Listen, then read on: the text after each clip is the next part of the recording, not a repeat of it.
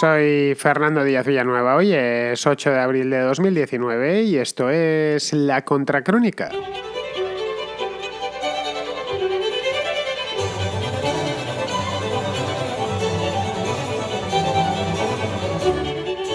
Cuanto más tiempo nos quedemos, mayor será el riesgo de que nunca nos vayamos. Estoy con estas mismas palabras, pero en lengua inglesa, obviamente, dijo Theresa May este fin de semana ante los medios de comunicación. Como podemos ver, los nervios cunden en el Reino Unido a solo 4 días de que expire la prórroga concedida a Londres por la Unión Europea. Como bien sabéis, el Reino Unido se debería haber largado de la Unión Europea el día 29 de marzo. No lo hizo, solicitó una prórroga. Bruselas se la concedió amablemente hasta el próximo día 12 de abril, es decir, este mismo viernes. Pues bien, no sabe muy bien todavía si van a salir o no van a salir, es poco probable, pero el hecho es que Theresa May pues está ya bastante nerviosa y no es la única. Por si las moscas, ha solicitado una nueva extensión, esta vez un poquito más larga, la ha solicitado por escrito a Donald Tusk, el presidente del Consejo Europeo, se lo ha solicitado hasta el día 30 de junio, para disponer de tiempo suficiente y así cerrar su acuerdo con los laboristas de Corbyn, que es de lo que se viene hablando en Londres desde hace 3 o 4 días, pues prácticamente a todas horas. Desde Bruselas, Donald Tusk, que ya digo es el presidente del Consejo, ha propuesto una extensión, sí, pero no una extensión de un par de meses, sino una extensión flexible, que podría ser incluso hasta de un año. Pero claro, esto tendría sus consecuencias directas. Obligaría al Reino Unido a participar en las elecciones europeas del próximo día 26 de mayo, es decir, dentro de poco más de un mes.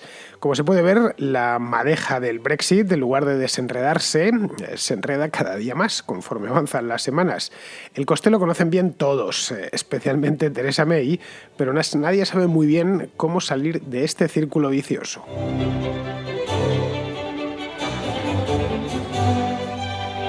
Lo verdaderamente difícil en este tema del Brexit es poner orden a la avalancha de información que hay en estos últimos días.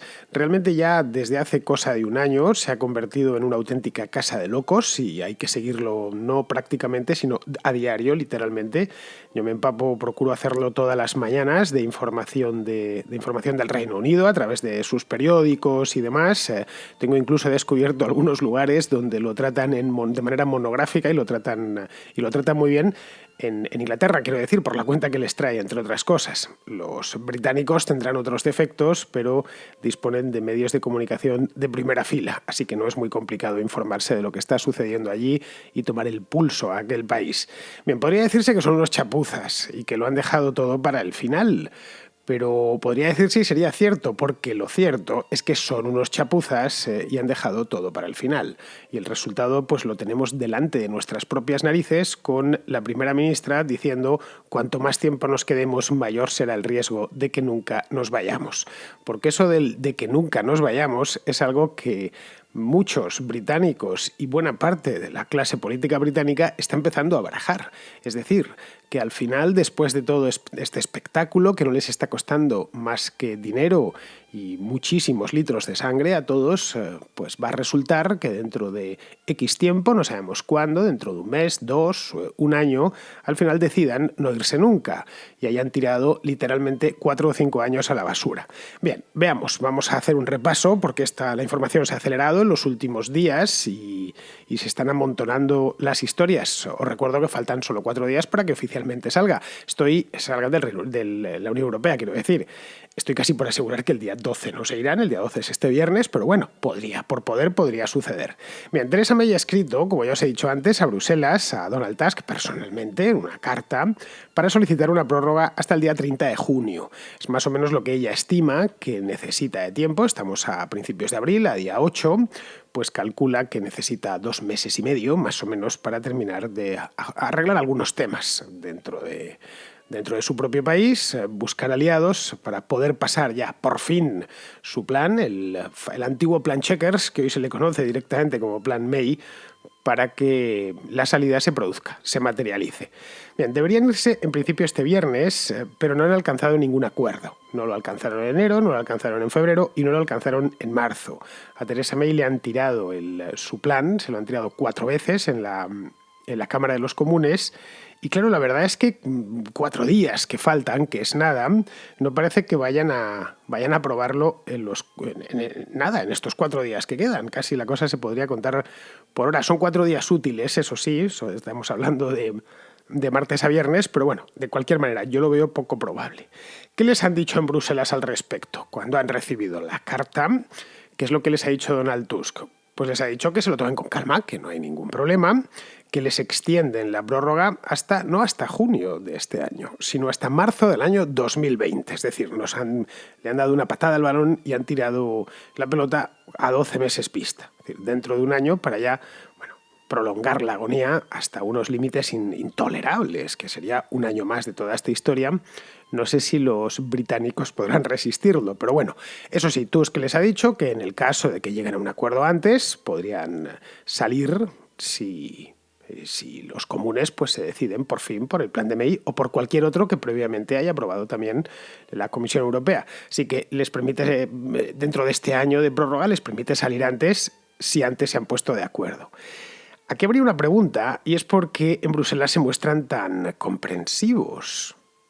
Si oficialmente son los malos, y en muchos aspectos además son los malos, desde luego para los brexiters son lo más parecido al diablo. La prensa partidaria del Brexit habla en unos términos de la Unión Europea como si fuese el imperio galáctico de Star Wars, una cosa así.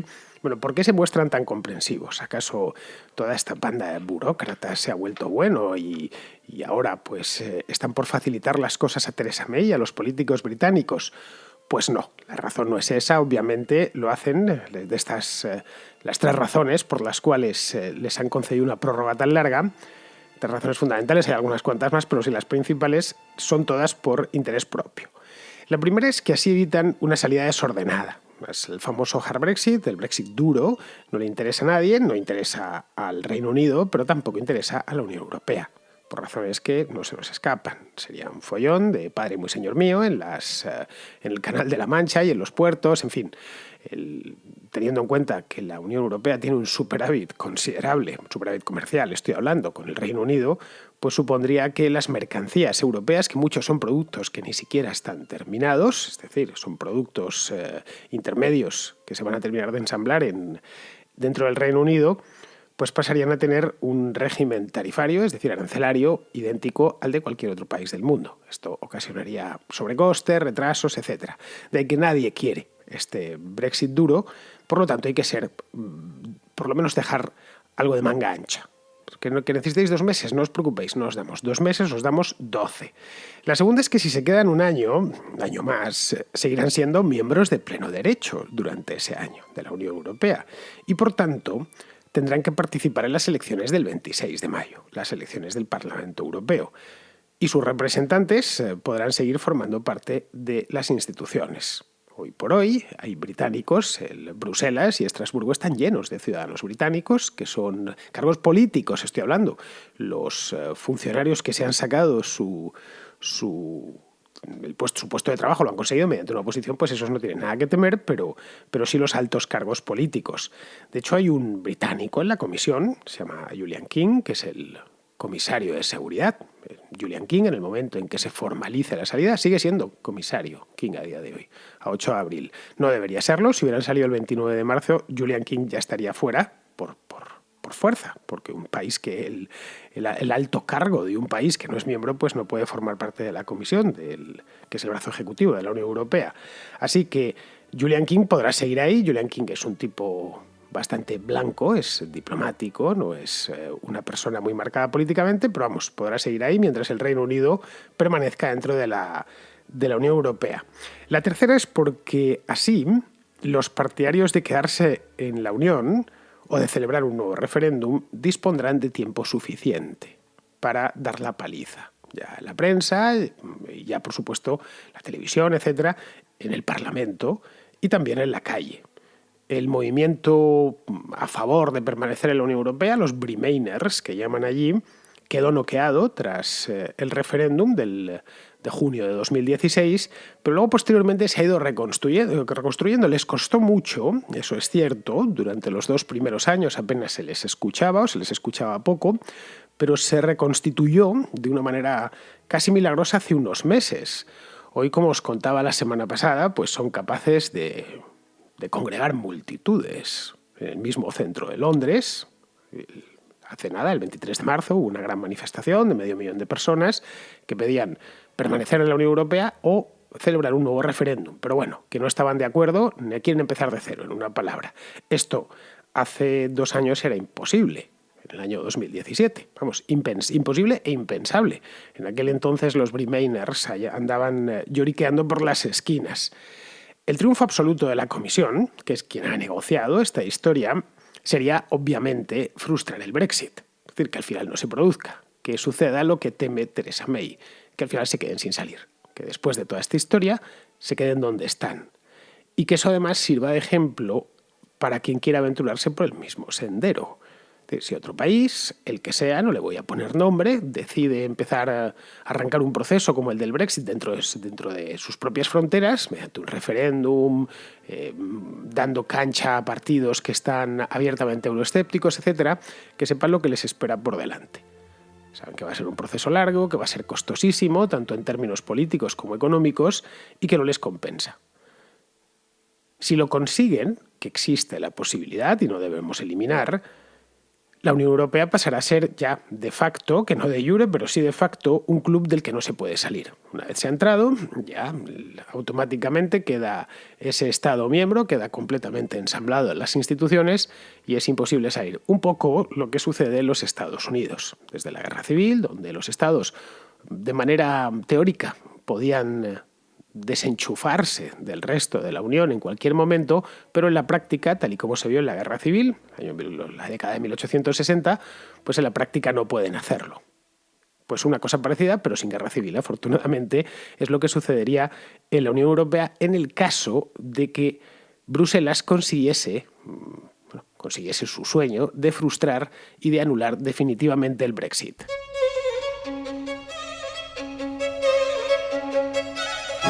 Esto, como es obvio, choca frontalmente con las necesidades privadas de Theresa May, que de no conseguir sacar a su país de la Unión Europea en los términos que ella considera pertinentes, que son los de su propio plan de salida, pues si no lo consiguiese, amén de dimitir, y además tendría que ser inmediato, pasaría la historia con bastante oprobio.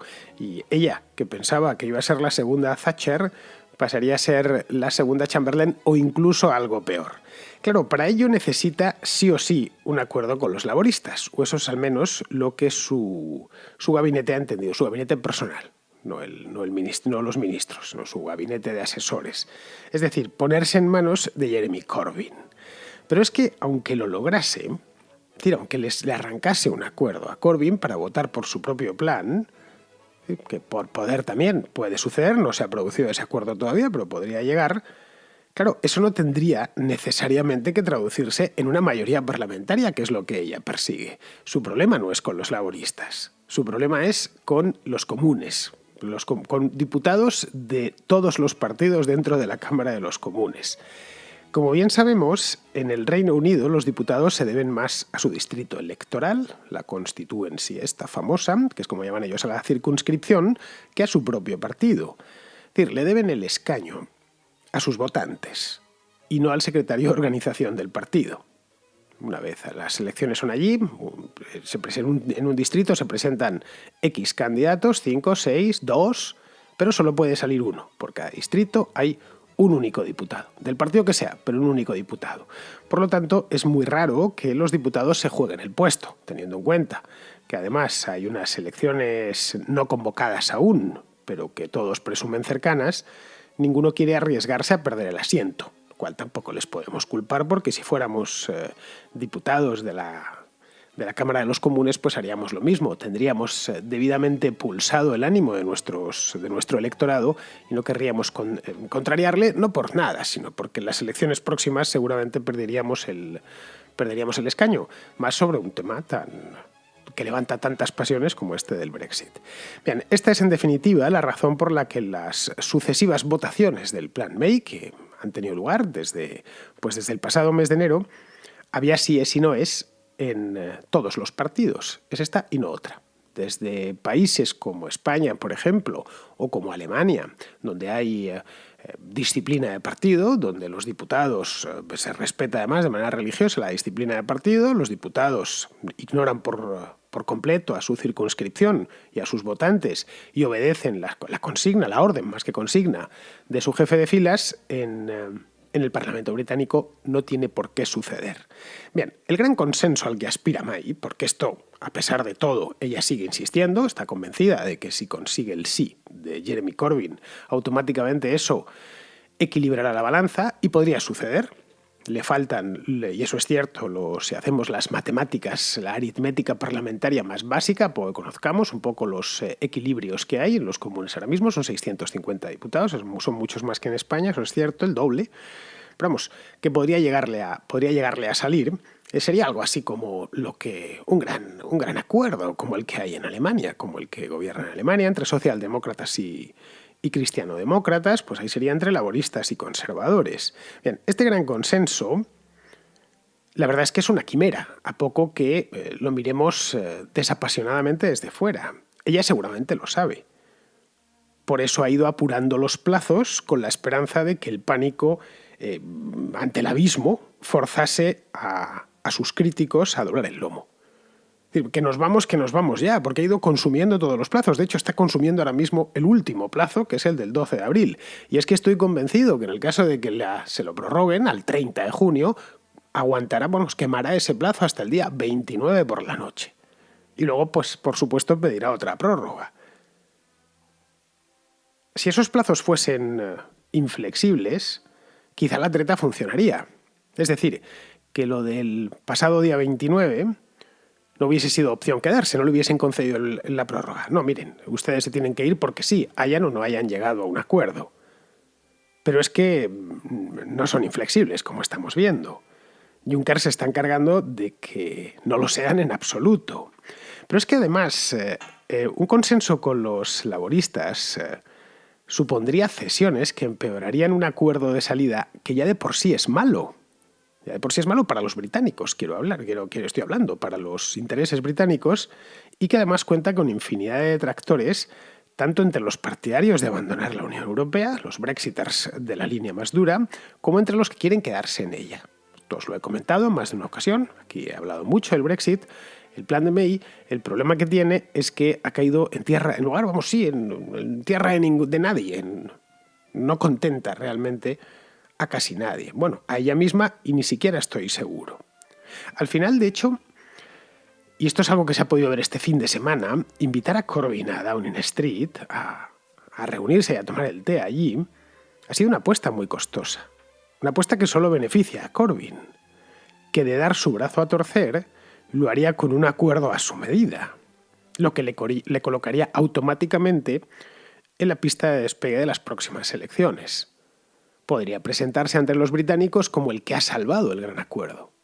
A pesar de que Theresa May llevaba 2 años con esto, tuvo que llegar en el último momento y sacar al país del atolladero y poner aquello a funcionar.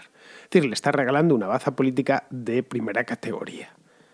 La imagen de la primera ministra mendigando un acuerdo con los laboristas ha sido lamentable.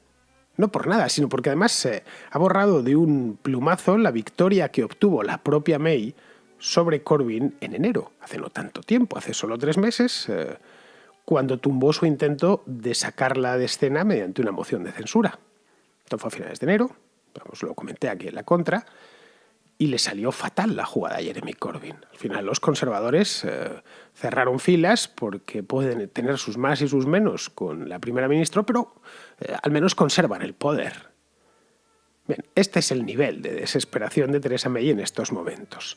Claro, un nivel de desesperación provocado por ella. Aquí no ha habido una gran catástrofe que se haya batido sobre su cabeza. Bueno, la ha habido, pero ella ha provocado parte de la catástrofe. Es un agujero en el que ella misma se metió de manera voluntaria y empezó a cavar. Desde el principio lo hizo prácticamente todo mal. Tardó 8 meses en invocar el artículo 50 para salir de la Unión Europea.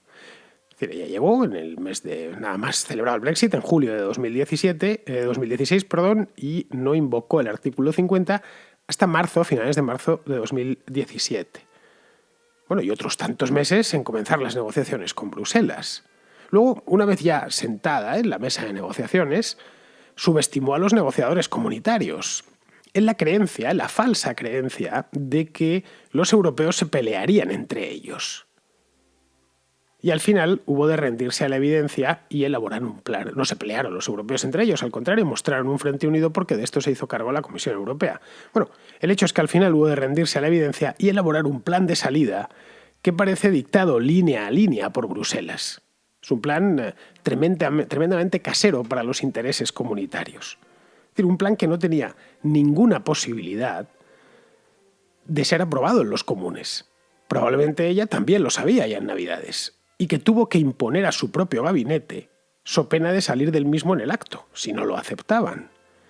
Y algunos salieron, algunos decidieron que no lo aceptaban, empezando por el mismísimo ministro del Brexit. Se llamaba en aquel entonces David Davis. Este se le fue en julio, nada más conocer el contenido del acuerdo. Se presentó su renuncia y se fue a su casa. También se fue el ministro de Exteriores, Boris Johnson, el de Educación, que se llamaba Sam Wyman, el de Transportes, Joe Johnson, y unos meses más tarde el de Agricultura, tipo llamado George Eustice, y luego el de Irlanda del Norte.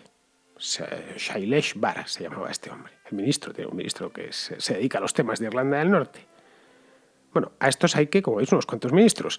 A estos hay que sumar una veintena de altos cargos. Algunos de primer nivel, como la secretaria de Estado de Trabajo y Pensiones, que también se fue por lo mismo, porque no le gustaba el acuerdo.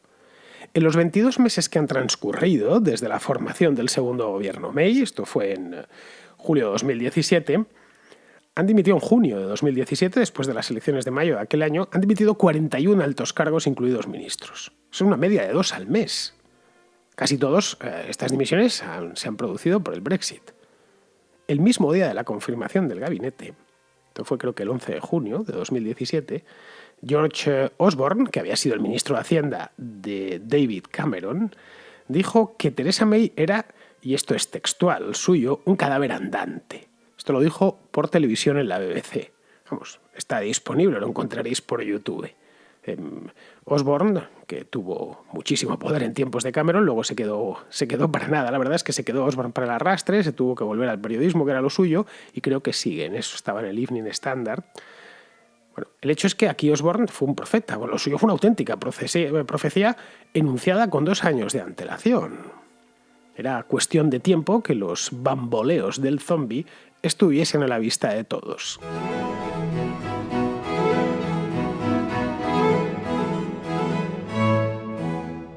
Vamos con las llamadas. Empezamos con Álvaro de Bolivia, que quiere partir una lanza a favor de la intervención externa en Venezuela. Pienso que ya Venezuela ya no puede más ese país. Ya hemos visto cómo el chavismo ya dijo claramente que no va a soltar el poder por las buenas, por la vía democrática, ni por nada. Para sacar a esos mafiosos del poder lo que se necesita es una fuerza externa. Así como se hizo con el dictador de Panamá, así se debe hacer con Nicolás Maduro y su banda de ladrones.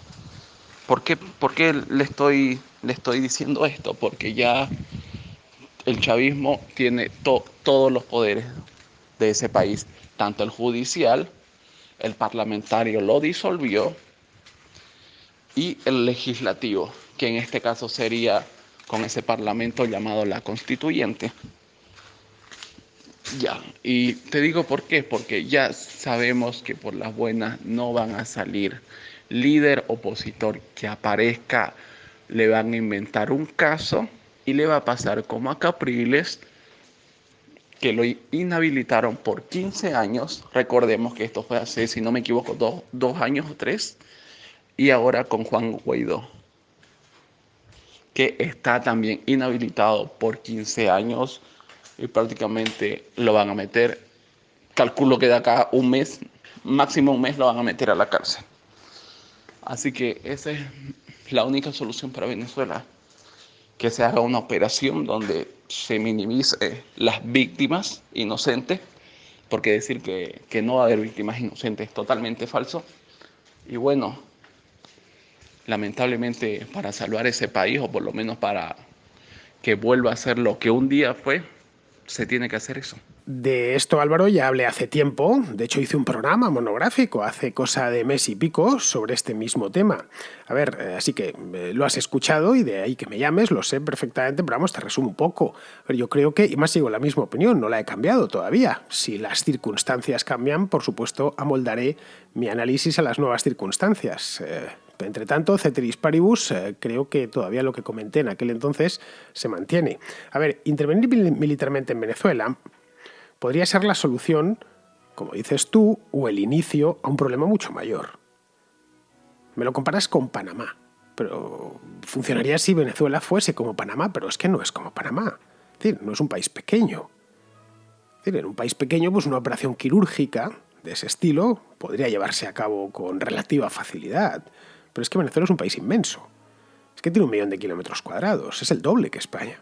30 millones de habitantes. Y luego ciudades muy grandes, como Caracas, Maracaibo, Valencia. Ciudades inmensas también. Se podría terminar convirtiéndose aquello en una pesadilla, como ya expliqué con detalle en aquel programa. Luego, respecto a lo que comentas de Guaidó, que le van a encerrar sí o sí, a ver, yo creo que si le terminan metiendo preso, tal y como parece la intención de Nicolás Maduro, pues Maduro no hará más que multiplicar sus problemas, que ya son bastantes, porque Guaidó está protegido de palabra y de obra por Estados Unidos, por la Unión Europea y por los principales países de Hispanoamérica. Tiene además un gran apoyo popular dentro del país. A ver, no te puedo decir lo que pasaría porque no soy adivino. No tengo, y lo digo a menudo, no tengo una bola de cristal. No sé lo que sucedería, pero vamos, creo que algo así sería hacer un Leopoldo López con Guaidó sería letal para el gobierno bolivariano. Bien, vamos con otro oyente, este se llama Nacho, que tiene 2 cuestiones que plantear. Una sobre Pablo Iglesias y la otra sobre las próximas elecciones. Hola, saludos a todos los oyentes de la Contracrónica y hoy tengo 2 cuestiones que plantear a Fernando.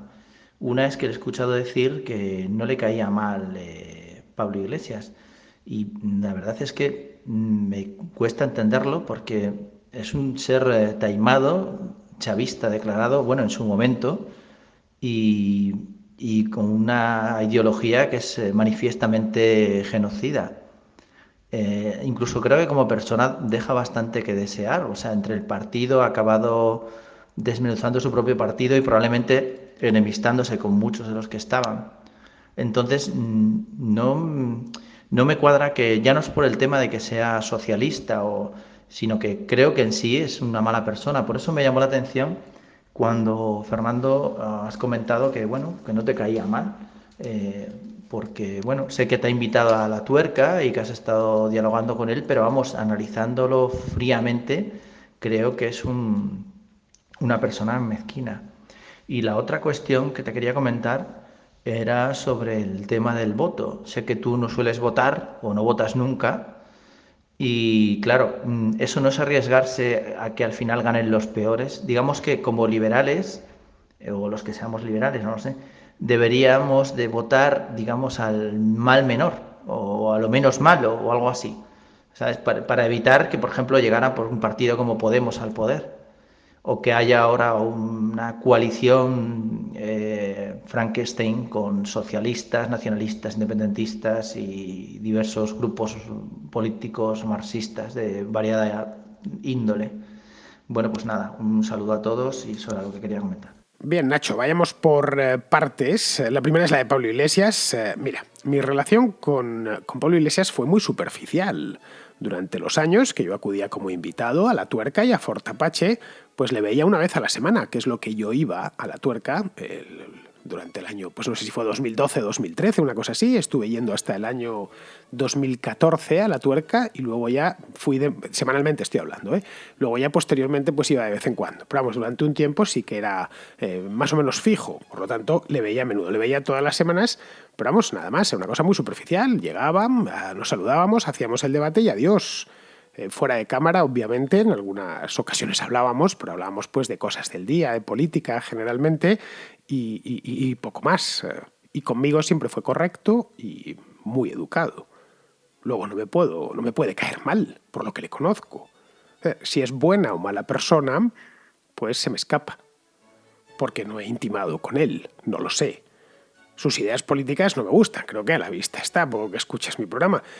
Pero vamos, entiendo que a él tampoco le gustan las mías. Pero es que una cosa son las ideas políticas y otra las personas.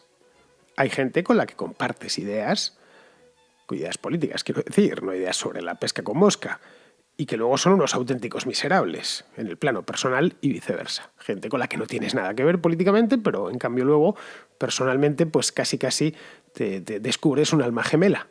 Algunas veces sucede, y me ha sucedido a lo largo de mi vida, ya desde tiempos de la universidad, que veía un tipo que no tenía nada que ver conmigo desde el punto de vista ideológico, pero en cambio personalmente me parecía un encanto. A ver, en el caso de Pablo Iglesias, pues opino sobre lo que conozco, a título personal, que es muy poco. Y además de hace tiempo, antes de que Iglesias llegase a ser quien es ahora. Es decir, persona conocidísima, no ya a nivel nacional, sino casi diría mundial, y diputado en el Congreso. En fin, respecto a lo del voto que me comentas, que no eres el primero que me lo dices, lógicamente. A ver, explícame, Nacho, por qué voy a ir a votar si no hay ningún partido que me guste. ¿Por qué razón? Si se tratase de un referéndum, que la cosa sería más binaria, pues quizá sí o no. Bueno, lo mismo me tomaba el trabajo de ir a votar, pero lo que se me ofrece no me gusta. Y entonces, ¿por qué razón tengo que ir a votar? Pero vamos, te doy un dato. Mira, el censo electoral en España, en estas elecciones, es de casi 37 millones de votantes. No creo que un simple voto pueda cambiar algo en un océano semejante de votos, que es el 0,000, no sé ni cuántos ceros más. ¿Qué porcentaje hace 1 sobre 37 millones? Vamos, la calculadora me dará tantos ceros que no me va a parecer. Es muy poco, realmente no cambia nada. Pero vamos, a mí me parece muy bien que la gente vaya a votar, ¿eh? En serio. Yo no soy un militante del abstencionismo ni nada por el estilo. Es una decisión personal mía y me gusta que la respeten, igual que yo respeto al que quiere ir a votar, aunque sea con la nariz tapada. Muy bien, vamos a seguir. Vamos ahora con Emilio, que nos quiere hacer una aclaración sobre una cita de Erasmus Darwin que leí yo aquí pues hace una semana, creo recordar, a raíz del que me la envió un oyente. Nos hace esta pequeña aclaración.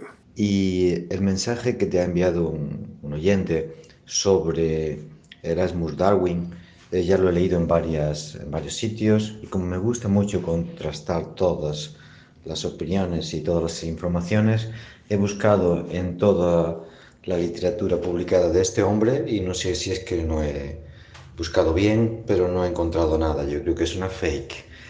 Y ya he preguntado a otros amigos que les gusta la historia, y esto me huele a que es falso, pero igual estoy equivocado. Me gustaría que si alguien sabe algo del tema, nos lo comunicara. Gracias. Bueno, Emilio, yo tampoco conocía la cita, ya creo haberlo dicho durante el programa. Me la envió un oyente y no era un meme de esos que pululan por internet, que en muchísimos casos son falsos. Clásica cosa. Me han puesto una foto esos de Paulo Coelho, tan famosos que la mitad, si no más, de las citas de Paulo Coelho que circulan por internet no las pronunció jamás Paulo Coelho. Bueno, pues no era una cosa de esas. Se trataba de una fotografía tomada con el teléfono de la página de un libro. Y esa es la razón por la que lo leí, nada más. Dije, bueno, pues me dio algo más de credibilidad. Yo, por supuesto, la obra de Erasmus Darwin no la conozco y, por lo tanto, como venía al pelo de lo que estábamos hablando en aquel momento, y además el oyente me lo había pasado, pues lo leí. Pero vamos, si alguien sabe darnos a Emilio y a mí más referencias sobre esta cita en concreto, pues yo también se lo agradecería. Bien, pues ya terminamos, lo hacemos con Pizarro, con la primera pizarroteca de la semana. La gestión de la negociación para acceder al poder gubernamental que hizo Podemos tras su éxito electoral aglutinador de parte del desencanto social fue nefasta de todo punto teórico y práctico. La consecuencia de aquella gestión ha sido una coyuntura interna de desencanto y sovietización de Podemos, que ha fomentado su disgregación y que ha decepcionado a su electorado. Todo lo demás, siendo mucho y siendo grave, no explica la actual situación. y no sirve como chivo expiatorio para eludir sus responsabilidades, que en breve les van a ser auditadas por los votantes. Un cordial saludo de Pizarro. Hasta aquí hemos llegado, queridos amigos. Sí, ya sé que es lunes, que el invierno se está prolongando más de lo debido, al menos en Madrid. Me consta que de Madrid para arriba está haciendo un tiempo de perros, con unos fríos más propios del mes de enero que del mes de abril, pero bueno, recordad que estamos ya en unas fechas muy especiales, porque la Semana Santa está a la vuelta de la esquina, lo que supone que habrá vacaciones, no tanto para mí, pero sí al menos para muchos de vosotros. Así que hasta mañana, amigos.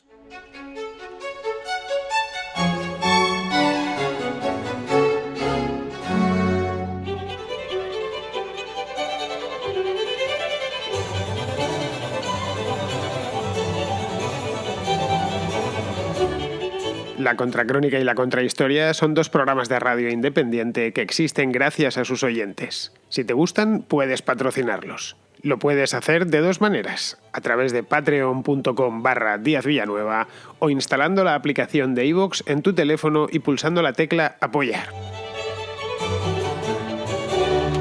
Solo por ser patrono podrás escuchar El Contrapunto, un programa musical distinto a todos los demás. Pero, sobre todo, hazte patrón para que la Contracrónica y la Contrahistoria se sigan emitiendo por los siglos de los siglos. Amén.